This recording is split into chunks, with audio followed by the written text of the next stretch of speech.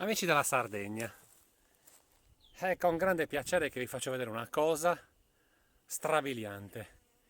Ci troviamo in territorio di Villagrande Strisaili, quasi al confine con Talana. Ci siamo dati appuntamento con i giganti che gestiscono il complesso di Sarco e Sforros, Luca e Barbara.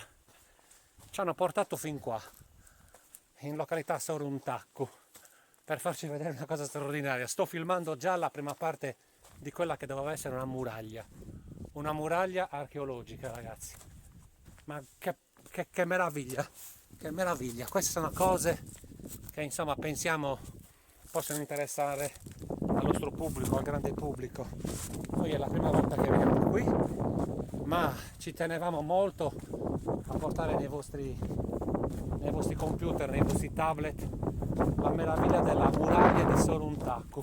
Ora io l'ho anche filmata con il drone e solamente le immagini dall'alto possono determinare la straordinarietà, ma io sono dell'avviso che anche le immagini da basso siano spettacolari.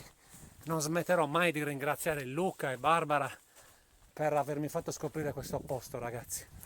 Questo posto che fa venire i brividi, la muraglia di Soruntaccu.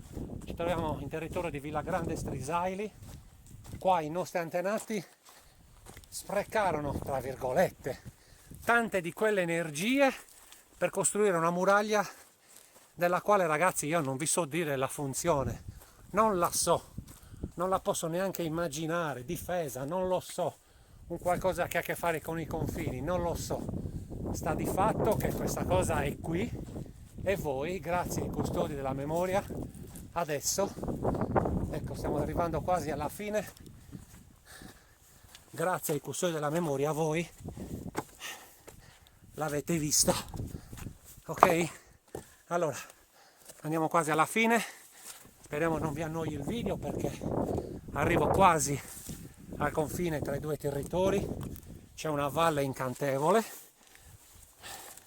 si fa fatica anche a percorrerla, eccola qua, ragazzi, mamma mia, mamma mia, mamma mia, mamma mia, guardate la muraglia di Soruntaccu.